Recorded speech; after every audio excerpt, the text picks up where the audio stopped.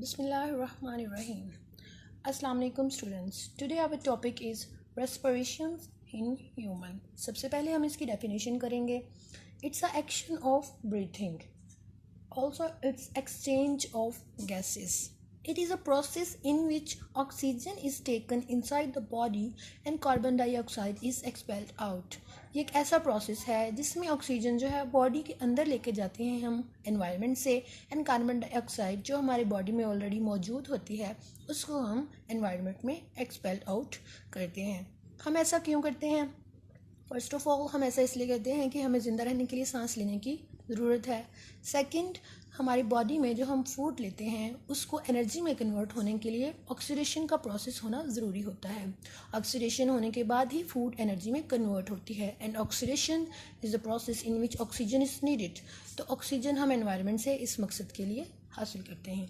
इसके बाद हम आ जाएंगे फिजियोलॉजी ऑफ रेस्पिरेशन. इस physiology it's have 3 parts: external respiration, internal respiration, cellular respiration. सबसे पहले बात करेंगे एक्सटर्नल रेस्पिरेशन की. External respiration is a breathing process involve inhalation and exhalation. It's a process जिसमें ब्रीथिंग होती है और उसमें इनहेलेशन, हवा अंदर जाती है, एंड एक्सहेलेशन, हवा बाहर भी आती है बॉडी से.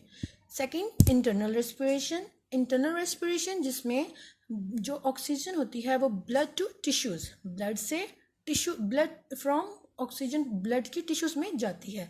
Cellular respiration, conversion of food into energy, जिसमें फूड जो है वो एनर्जी में कन्वर्ट किया जाता है. हमारा नेक्स्ट पॉइंट है गैस एक्सचेंज इन लंग्स या breathing in mammals. Mammals and bird possess the most elaborate lung of all animals. Their lungs are independently evolved and work on different principles. क्योंकि इसके mammals और birds दोनों में lungs जो होते हैं वो ज़्यादा अच्छे तरीके से इवॉल्व हुए हैं और ये डिफरेंट प्रिंसिपल्स पर काम करते हैं, मैमल्स में भी और बर्ड्स में भी. इसके बाद हम इसकी एनाटॉमी पे आ जाएंगे. एनाटॉमी में सबसे पहले हमारे पास एक्सटर्नल नेरीज, जिन्हें हम नॉस्ट्रल्स भी कह सकते हैं. एक्सटर्नल नेरीज के बाद nasal cavity, then pharynx, pharynx के बाद लैरिंग्स, लैरिंग्स के बाद ट्रेकिया, ट्रेकिया के बाद हमारे पास इसमें ब्रोंकस, ब्रोंकस में हमारे पास ब्रोंकस, ब्रोंकाई और ब्रोंक्यूल्स में डिवाइडेड होते हैं. ब्रोंकस जो होते हैं वो लंग्स के साथ कनेक्टेड होते हैं, लंग्स में एल्वेलाई भी मौजूद होते हैं. तो ये सारी हमारी इसकी एनाटॉमी आ जाएगी. अब हम इसकी डायग्रामेटिक एक्सप्रेशन देखेंगे. इसमें सबसे पहले हमारे पास एक्सटर्नल नेरीज, उसके बाद हमारे पास यहाँ पर नेज़ल कैविटी मौजूद है, नेज़ल कैविटी. उसके बाद नेज़ल कैविटी से आगे फेरिंग्स, फेरिंग्स से आगे लैरिंग्स, लैरिंग्स से आगे हमारे पास ट्रेकिया, ये जो आपको नज़र आ रही है सी शेप स्ट्रक्चर, ट्रेकिया. उसके बाद bronchus, these are 2 bronchus. Bronchus is divided into bronchioles, bronchi, and this is the left lung, this is the right lung, and this is the diaphragm, this is the alveoli. Alveoli is the end point of respiration. सबसे पहले हम external nares के बारे में बात करेंगे. External nares. External nares are passageway for air from environment to the body. It serves as passageway from environment to the body. It is filtered impurities and humidified the warm air which passes nostrils are external nares of the nasal cavity. ये हमारे पास nostrils हैं जो कि external nares हैं respiratory system के. इसके आगे हमारे पास आ जाती है nasal cavity. nasal cavity हमारे पास होती है वो internal portion of nose. It's the internal portion of nose. It consists of 3 chambers: nasal chamber, respiratory chamber and olfactory chamber. अगर हम इसकी डायग्राम पर आ जाएं तो ये हमारे पास इसकी डायग्राम है, ये है नेज़ल कैविटी. अगर हम इसको मज़ीद क्लोज करके देखें तो ये हमारे पास इसकी क्लोज्ड है. ये हमारे पास 3 चैम्बर्स पर होता है. Nasal chamber, this is the nasal chamber, this is the respiratory chamber, and this is olfactory chamber. इसके तीनों चैम्बर्स किस मकसद के लिए होते हैं? नेज़ल चैम्बर जो होता है इसमें क्या होते हैं? हेयर्स होते हैं और इसमें म्यूकस प्रेजेंट होता है. Nasal chamber consist of hairs and mucus. Hairs और म्यूकस किस मकसद के लिए होते हैं? क्योंकि हमारी जो हवा हम इंटेक करते हैं उसके अंदर डस्ट पार्टिकल्स, बैक्टीरिया, जर्म्स जो होते हैं वो मौजूद होते हैं, तो ये उनके लिए फिल्ट्रेशन का काम करता है। सेकेंड है रेस्पिरेटरी चैम्बर।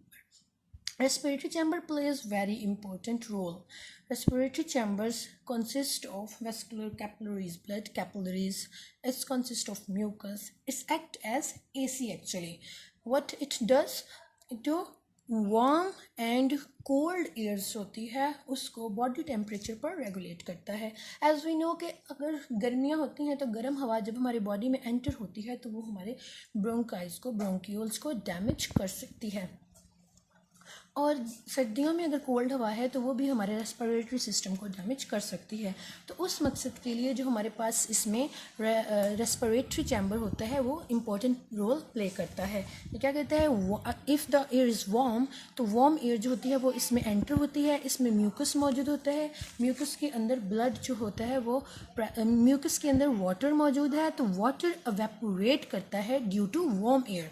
वार्म एयर के नतीजे में वाटर एवेपोरेट करता है, वाटर के एवेपोरेट करने से हीट जो है वो taken from the warm air, जब उसको हीट को ले लेगा म्यूकस तो उसके नतीजे में एवेपोरेशन कॉज कूलिंग, तो उसके नतीजे में वार्म एयर जो है वो बॉडी टेम्परेचर पर रेगुलेट करके नॉर्मल एयर बन जाएगी और फिर वो आगे जो है वो सप्लाई हो जाएगी। उसके बाद अगर कोल्ड हमारे पास एयर होगी, कोल्ड एयर, तो इसमें जो ब्लड कैपिलरीज मौजूद हैं तो वो ब्लड कैपिलरीज ब्लड सप्लाई को और ज़्यादा जो है वो तेज़ कर देंगी, जिसके नतीजे में ब्लड की जो कंसंट्रेशन ज़्यादा होने से उसके वार्म उसको हीट मिलेगी, जो हीट मिलेगी वो क्या करेगी, कोल्ड एयर को वार्म एयर में कन्वर्ट कर देगी until unless that is equal to the body temperature.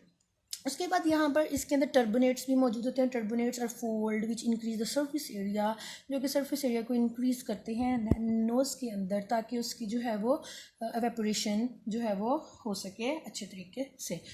तीसरा हमारे पास आता है ऑल्फैक्टरी चैम्बर। ऑल्फैक्टरी चैम्बर जो होता है वो स्मेल के लिए यूज़ होता है, सेंस ऑफ स्मेल के लिए। आमतौर पर ये कंसिडर किया जाता है कि नोज़ का फंक्शन है सिर्फ और सिर्फ स्मेल करना, but nose maintains the air type.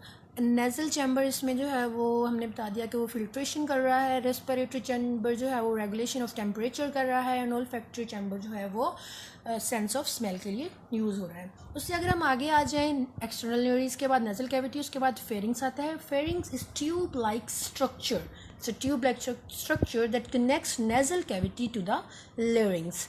ये ट्यूब लाइक स्ट्रक्चर है हमारे पास जो कि नेज़ल कैविटी को लेरिंग्स के साथ जो है वो कनेक्ट करती है। This is the pharynx. Pharynx से आगे हमारे पास लेरिंग्स आ जाता है। Larynx is cartilaginous epithelium lined structure. ये क्या है, कार्टिलेजिनस है, इसमें कार्टिलेज मौजूद होता है और एपिथेलियम लाइंड होता है। ये मतलब इसकी जो लाइंस होती हैं, इसकी जो बॉडी वॉल्स होती हैं इसकी, उसके साथ एपिथेलियम कनेक्टेड होता है। ये हमारे पास इसमें लेरिंग्स मौजूद है, इस जगह पर लेरिंग्स मौजूद होता है। This is called larynx. Larynx के ऊपर हमारे पास एपिग्लोटस मौजूद होता है। ये हमारे पास, इसको हम विंड पाइप भी कह सकते हैं। This is also known as wind pipe. Wind pipe के पीछे की तरफ हमारे पास यहाँ पर फूड पाइप भी मौजूद होता है। उसके बाद लेरिंग्स के ऊपर इसको हम वॉइस ऑर्गन भी कहते हैं, क्योंकि यहाँ पर एक वोकल कॉर्ड मौजूद होती है।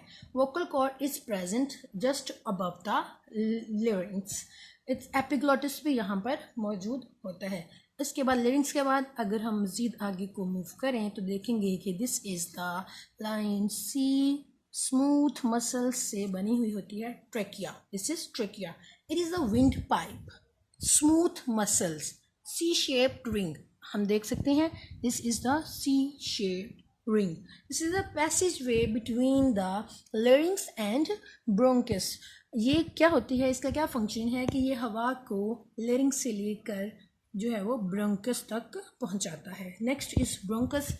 Bronchus, these are two large tubes. These are two large tubes. As we see, this is bronchus and this is bronchus. These are two large tubes. These carry air from trachea to lungs. These carry air from trachea, यहाँ से trachea to lungs. Bronchus जो है वो आगे divided होती है to bronchi and bronchioles में। सबसे पहले ये हमारे पास Next is lungs. Lungs are cone-shaped organs located in thoracic cavity. There are two lungs present in our body. Right lung, it is shorter, and left lung it is broader. Right lung shorter and wider होता है. Left lung जो होता है वो broader होता है.